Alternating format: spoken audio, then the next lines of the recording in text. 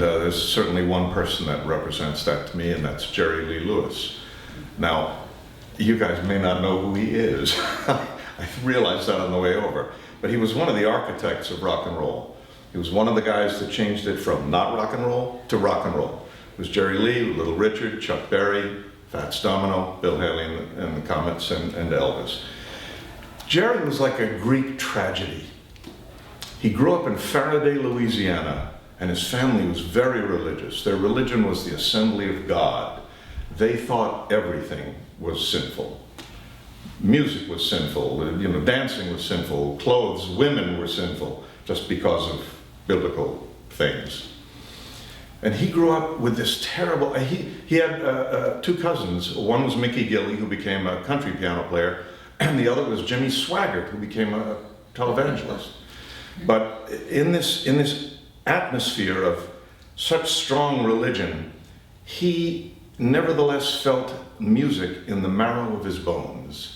There was nothing he could do but make music. It was as if God had made him a music person so that he could spend his life sinning.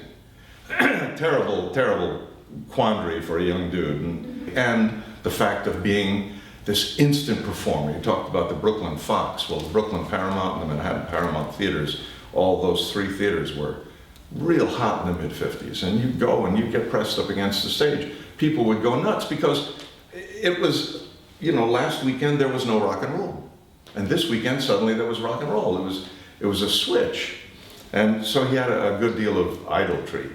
And I'll read a couple of passages from his biography. That'll give you a little idea about Jerry Lee. One of the lines to his songs is, "These gray hairs you see don't bother old Jerry Lee, and neither do these lines." This is about Myra Gale, his 15-year-old third wife. "Still he smelled a sinfulness in her. Women had thrown themselves on him for 5 years. Wherever he went, it seemed cheap perfumed thighs parted, lithe and yielding as the wind-blown reeds of Turtle Lake, had parted first to receive whatever scrap of garish, stinking fame and glory they might, then later to receive the grotesque wraith of that fame and that glory. Every time he disgorged himself in the mouth of whoredom, he cursed all women for what they had to him shown themselves to be. He turned on his wife, unable to believe or to see that she could be any different from the rest. He accused her of adultery and he beat her. Perhaps his mother, who often stayed with the couple in Memphis, encouraged her dear son's accusations.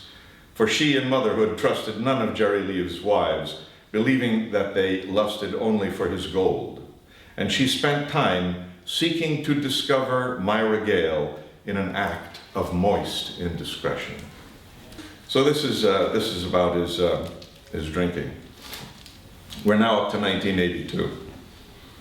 He had drunk and taken pills since he was a teenager, pumping piano in the Natchez honky-tonks, but he had allowed neither the liquor nor the pills to reign over him. Since the death of his son, however, he had grown more extreme, and whiskey and drugs were fast becoming as important a part of his life as God and music. The booze and the pills stirred the hell within him and made him to utter hideous peals. At times he withdrew into his own shadow, brooding upon all manner of things, abominable, unutterable, and worse. At times he stalked and ranted in proud and foul omnipotence, commanding those about him as Belial as his minions. He was the killer and he was immortal, damned to be, for as long as there were good and evil to be torn between in agony.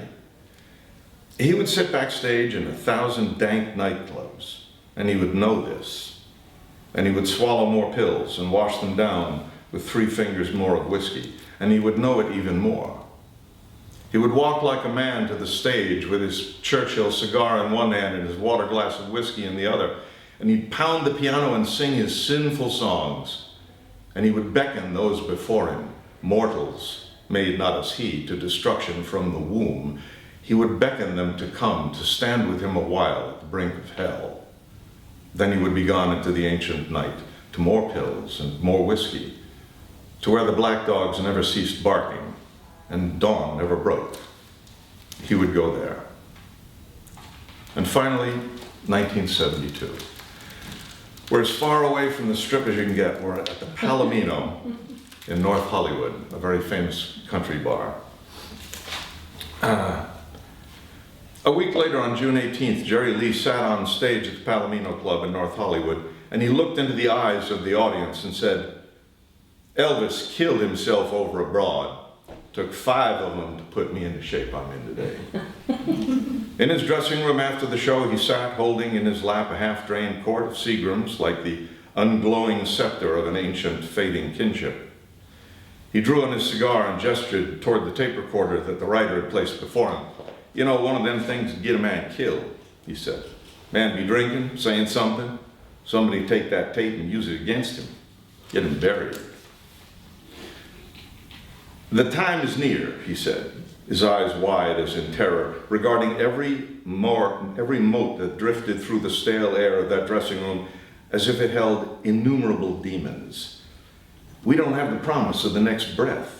Fire and brimstone, the fire never dies, the burning never dies, the fire never quenches for the weeping, wailing, gnashing of teeth." "Is anybody going to heaven?" the writer asked him. "Very few. Very few. Hard place to get to, son. Can't get there through the Palomino Club, that's for damn sure. Church can't get you to heaven. Religion can't get you to heaven." Then he took a good long swig and changed the subject. "You know, son," he said, "there's only been 4 of us. Al Jolson, Jimmy Rogers, Hank Williams, and Jerry Lee Lewis. That's your only 4 fucking stylists that ever lived. We could write, sing, yodel, dance, fuck, or what. Makes no damn difference. Rest of these idiots is either riding a fucking horse, picking a guitar, or shooting somebody in some stupid damn movie." Then he took another swig and yelled, "Next."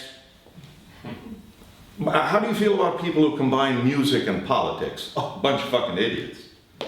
"So you don't figure on playing at any anti-nuke benefits in the near future?" "Hell no, fuck them all. Blow them all clear to hell. Shit, get over it quick. Just don't kill no alligators in Louisiana. I married a couple of them." "You've been married 5 times now. That's my fucking business. Well, do you know any more about women now than you did the first time you got married?" "Yeah." "Why are you so obsessed with hell?" "Because Satan has power next to God. You ain't loyal to God, you must be loyal to Satan. There ain't no in-between. Can't serve 2 gods. I'm a sinner, I know it. And soon I'm going to have to reckon with the chilling hands of death."